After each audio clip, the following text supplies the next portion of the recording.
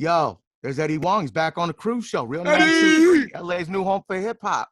Cruz What's show, we're up? here. What's good, y'all? Happy to be back. Yo, fam, thank you so much for joining us, man. You got a big movie ahead, man. This is crazy. Congratulations. Boogie is the movie. It's out Friday, and it's highly anticipated. A lot going down. Yes, there is an Asian lead, but I believe from watching the movie, and thank you very much for sending it to us early, I believe this is a story that any immigrant can honestly watch and understand. Doesn't matter what what race you are necessarily. This is just a movie of coming of age, obviously, and struggle, and your parents, not having your back all the way or half and half, as it is in this movie for Boogie. But yo, congratulations, man. This is major, dude. Like, you've done so much, and now we making movies, my G. Yeah, thank you, man. No, that's the reaction I like to have, is because I'm very proud of being a Taiwanese Chinese immigrant, but I think the power in film and cinema is when you can tell a story that's very authentic and specific to you, but that everybody can see a reflection of themselves in. And I definitely feel like this is an immigrant story, this is an other story, and in many ways it's an American story. Absolutely. Yeah. I mean, listen, this is also Hoop Dream's story. You know what I'm saying? It's also a love story. It's also a story about bullies. I mean, there's so much in there. And shout to Pop Smoke, his first and last movie. You have him in Boogie, which is just so major. And I know you spent some time with Pop Smoke off camera as well, right? Y'all played basketball. Did y'all go eat something together? Yeah, I mean, we were always eating. I mean, I went to one of his shows that the cops shut down, unfortunately, hanging in the Sprinter. But, I love Pop. Mainly we ate gummy bears. He loved to eat gummy bears. What's your favorite type of gummy bears? Yeah, what kind of gummy bears? Chocolate gummy bears. I feel like you're drawn to the red ones first. Obviously, the red ones is the most, but I like the green. Like you get halfway through the bag, I start digging for the green ones. And I give, the orange ones to the home. Hey man, have this orange one, have this yellow one. Right. By the way, is a color a flavor? Is red a flavor? I think it's cherry or watermelon. It depends which brand. Like Black Forest is different than Haribo. Is different than like Albanese. Albanese. Well, Albanese is the best one though. Yeah. Albanese is the best one. You already know. How much does a bag cost? Like I don't know, but I get them by the Not grip at the airport because not every bodega has the Albanese, so I just cop them all at the airport. And then you ever do edible? Yeah. Gummy bears? The edibles are a head crack. Like, I remember I had a Super Bowl party the year the Patriots beat the Seahawks. Remember when Russell Wilson threw that interception instead of running beast mode? Yep. And I was so fucked up on edibles, I got stuck. I couldn't move, and I was like, I can't believe he threw that pass. And then everyone was leaving my crib and just like tapped me on the shoulder, like, "Yo, I'm out, dog. You alive? You good?" And I was like, like that's all I could do. The edible world is crazy. I get stuck, bro. I get stuck. It's hard to like survive an edible, man. Seriously. I'm more of a bong person. I like a bong. Hit the bong nice and clean. Yo, the bong is crazy though. Bong, like one hit, you're done. Yeah, you advance, Eddie. You advance. You say mad bread with the bong. That's the thing. That's the Asian in me. I'm like, wait, I could stretch an eighth like a month if I use the door. Damn, I've never hit out a bong. Facts. Yo, you got to figure it out, dog. Listen, you're obviously a personality. You're an author, a filmmaker, a restaurateur, a businessman, a writer, an actor now. Are you still, much like Boogie in the movie, where his dad is out of control but has his back and his mom is responsible but does not necessarily have his back? Are you still trying to prove to your parents that they did a good job? Oof, man, that is a really good question. My parents are finally proud of me. They are definitely proud of me. Oh, that's good. But I'm still trying to get them to relax and feel like I'm going to be okay. Because they still worry about me. Right. Especially when they peep the lifestyle. Because I don't really hide anything about my parents. That's right. Like my mom, I mean, I used to hustle back in the day. And I remember one time my mom was like at breakfast with my dad. Like, why why are people running up and down the stairs in here at night? I'm like, it's just friends, Mom. They just coming to hang out. And my dad was like, oh. Meanwhile, they're custies, right? Yeah. And then my mom found out and she started crying. So, she see every time at Instagram, she sees people like running into my house. She's like, what's going on? I'm like, Mom, like I have legit jobs now. I got jobs, but she just worries. My parents worry about me. And, they worry about my love life, I think, mainly because they know the paper's straight. But my mom worry about my love life all the time. So. Oh, what is a love life like right now? What is she saying? Like, where are the babies? Where are my grandbabies? Yeah, she's always like, where are the babies at? So I mess with her. I'm like, I think I'm putting in the wrong hole, Mom. Oh. She's like, ah! Oh, wow. Eddie, we gonna have to get you on The Bachelor. Yeah. I know, but that's great that you could have that relationship with your mother. Not everyone has those relationships with their parents, man. And I love my moms. Yeah, I can really. My mom is the homie, and my dad is the homie too. Except, like I said, they see the way I live, and they love it, and they think it's hilarious. But then they worry. They're like, "Oh, should we be like strict? Like, should we tell them not to do this? Should we not do that?" But when my parents just relax and have fun with me, it's the best. But they worry. They put that parent hat on, and then they'll tell me to not do stuff that they already do themselves. Yeah. Are you still a little scared of your parents? I think that's important. I'm not scared of my parents at all, but I definitely I don't know what it is. It's different in an Asian household, and I guess my household too. Like my parents are my boss. So even though sometimes I want to just call them and shoot the shit, you keep a little distance because at any moment they could be like, yo, you got my TPS reports? You know what I mean? Like, they go invoice you. Yeah. What you know about TPS reports? Yeah.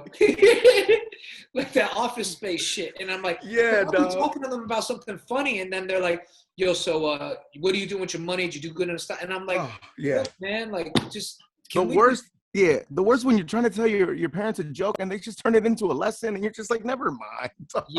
Yeah. So that's the thing is they snipe you and they ambush you when you are like relaxed. And so I try to be on point with my parents and I keep my hands up. You know what I mean? Like that's it. With parents, I feel like the thing is protect yourself at all times.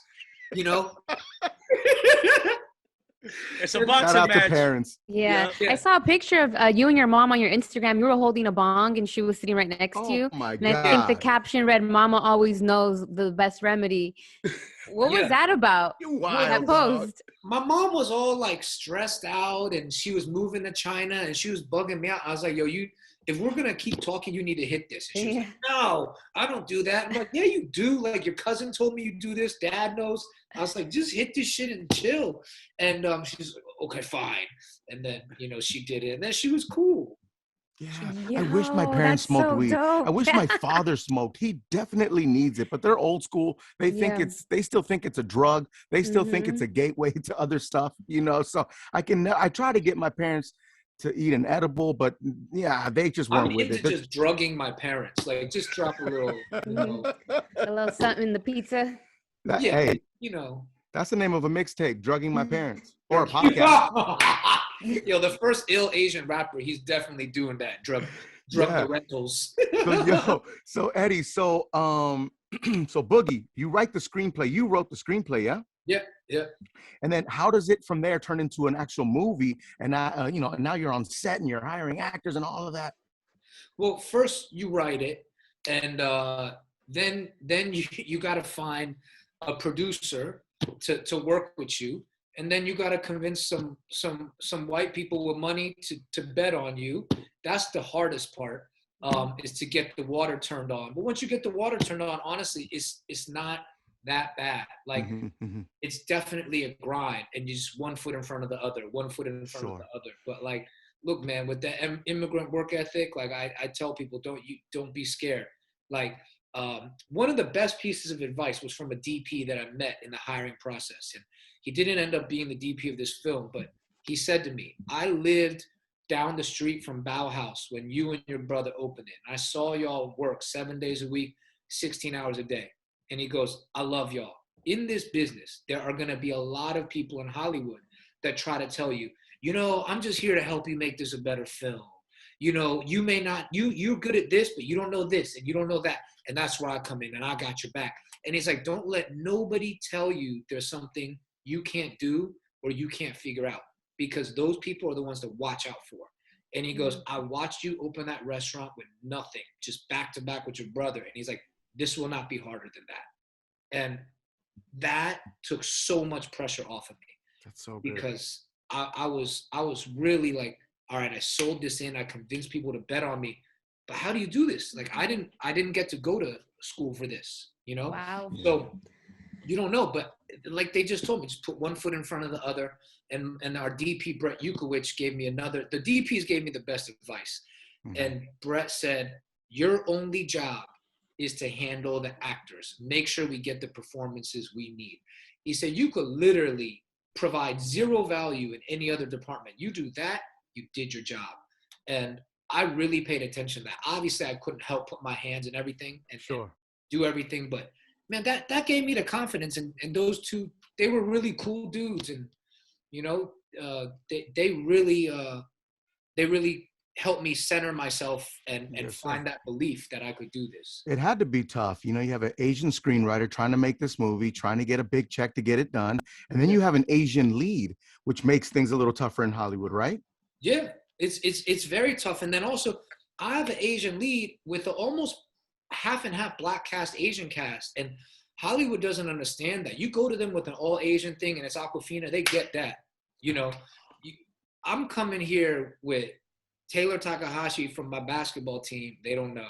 You know, we got Pop Smoke in it. I got George Lenderberg, who's Dominican. They're like, how does this, I don't live in this world. You know, they're not living this intersectional, multicultural, diverse world that we live in. But the beautiful thing was, once we sold it in and once Focus believed, they were great people over at Focus. Wow. We just got to play because everybody, all the actors, we all got along. Because it was like, yo, we never got to be on a set where it was just like with the homies. Right. Yeah. You know, I read something yesterday, and Les, I know you guys have questions. I'm sorry. I'm just geeked out when it comes to Eddie Huang. I read something yesterday that, coming to America, Eddie Murphy and Arsenio said that they were forced to hire a white actor. Did you run into a situation like that? Yeah, I mean, like I was forced to work with him. I mean, they plug you with people that you're like, nah, you know what I mean? Like, not Focus. It wasn't Focus, but in the process of doing business and getting sold, I got stuck with somebody I didn't want to work with, you know? Crazy. That's crazy. But you got it done, man. Boogie in theaters tomorrow, Friday. Let's go. What up, Les? What up, Legend? Okay, so first things first, Eddie, you're a huge inspiration. I mean, you're young as hell and you wear so many hats and you have accomplished so much. And I feel like you're just getting started. That's the best part. And Boogie the movie, I think it's real life. It's the life that we all here in this meeting have lived. Like, it's what we see. It's not what Hollywood shows us. It's real life for us. I also read that Taylor, the lead, was your assistant. Yeah. First. Yeah. How did that happen? That's how you put on, my G. Yeah, that's how you put on. That's what I'm saying. A lot of people talk about like loyalty, all this, but they pop off and they're like, where your people at? Where one's at? Where their checks at? My entire rec league basketball team is in this film, and that's something I'm very, very proud of. Wow. Even you know, Despot, one of my good friends, is a kind of like cult hero New York rapper from Queens. You know, he was just hanging out on set because he's friends with me and he was friends with my the director's assistant, Anna Pollock. And I was like, yo, Despot, get in this scene. And he's like, what? I'm like, yo, just put this hat on, put this jacket on, just go be the assistant coach. And he's like, I would literally just like write down stuff on my phone or write it down and tell him, like, just try that line out. And people are like, this is crazy filmmaking. But I'm like, nah, this is what it's like in our culture. Do you know what I mean? Because we don't put all these walls between ourselves. And Leslie, I'm really glad you asked the question, because it's just, you know, in this world, especially Hollywood, they make it seem like you got to go to school. You got to have an uncle or an auntie in the business. Who do you know? They're always like, well, I ate shit in the mailroom and then I worked my way up. And so I deserve a shot before you. And I'm like, look, especially telling these diverse stories, we need people that actually live this life. And that was the most important thing to me. I wasn't looking for the actor with the most IMDb credits. I was looking for the person who really lived this life and represented, because I hate when people get paid to represent something that they didn't live.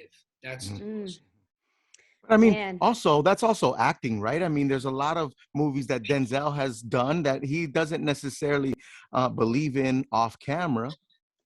Yeah, no, it's true. Like, look, not everybody that's killed someone in a movie has killed somebody. But Right. what I mean is that you have some source, some emotion that you can draw from for that.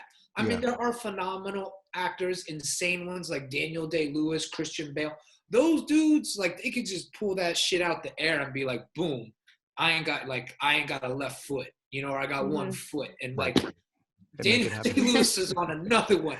But look, he's not at my disposal. Daniel Day-Lewis, he's not picking up the phone when I call him. You know, I feel you.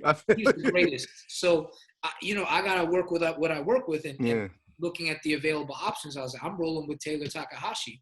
You know, that's my guy. That's dope. I know him. You know. I think that's been your message since I know I've learned of you, is authenticity when it comes to your food, when it comes to your personality, your show on Viceland. I love that show when it was getting done. And, you know, whether you speak on politics, Asian culture, it's always about authenticity. And that's very important, because that gets lost as well, man, in this world that we live in, you know, on or off camera. That authenticity definitely waters down. Yeah, and I have a lot of homies, we in the business, and it's stressful. It is hard to work with first timers, and it's hard to work with friends, and even harder to work with people that aren't acclimated to Hollywood. Right. You know, it was always like a funny day on set when my homies from the rec league team were there. They're like, bro, thank you for bringing me into this world, but I'm wild confused. And even the extras were like, yo, how'd you get that speaking line? And they're like, he's my friend from the basketball team. And they'd be like, yo, E, it's like a big deal to have a speaking line. I'm like, yeah, someone's going to try to beat you up for that. You know, that's like your lunch money, bro. For real. And like, yo, those are Jordans in the 90s, my G. Like, yeah, you got to get robbed for that speaking line. That's so good. It was a lot of fun because, I mean, it's tough, but, and we complain sometimes, and I'm like, oh my God, I'm not casting my basketball team again. But then I sit back and I think about it. I'm like, no, man, this is the work. This is our responsibility, all of us. You know, like, thank you for having me on this show. It's like, sir. If we're not going to give each other opportunities, who is? Exactly. Thank you for saying that. What's up, Leche? No, yo, going back to being authentic, I think, and you say it's stressful. It's stressful to be something you're not, and you should be just focused on being the best version of you, and that's that, and you'll see success in that, I think. Yeah, much absolutely. Like yourself, right? Yeah. Yo, Eddie, you mentioned, you know, your hands on everything, right? And food is obviously very important to you. And I'm asking for my guy Leche and for myself. The catering on set had to be fire. Oh, yo, it was very good in the morning. We had these fire breakfast burritos, and they had the green salsa and the eggs. Ooh. Homie did his thing, but I don't think I ate that much fucking penne in my life. You know what I mean? Because it's union, and it's still, you know, the big cheap. Yeah. Yo, Eddie, a line producer, you know, he got to break his people off, shave the Parmesan for them, and you know, so you know, he got to break them off. They got to make some money, and what they make is penne. And I was like, bro, if I eat another penne pasta, I'm gonna fucking kill you. Yo, Eddie, it's funny because penne in Spanish means dick. That's yo.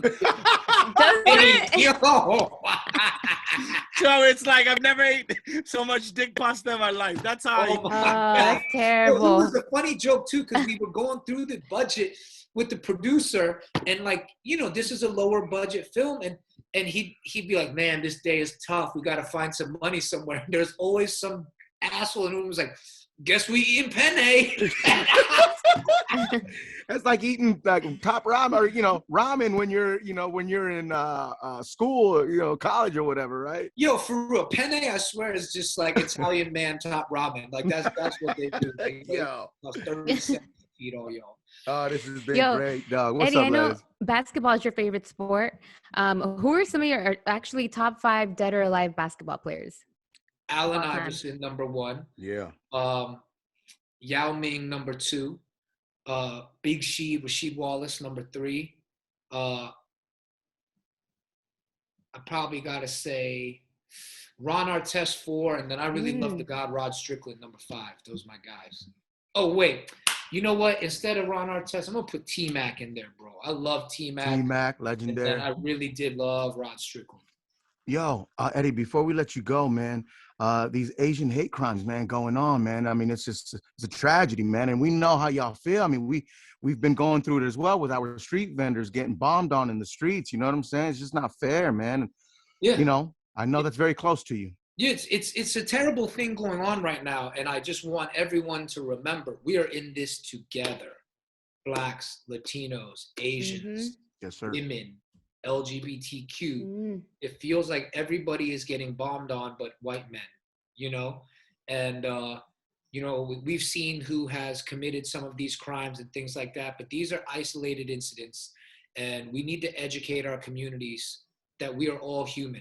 And that this pandemic we're in, a human did not create this. You know, this jumped from animals, and it could have jumped from animals anywhere.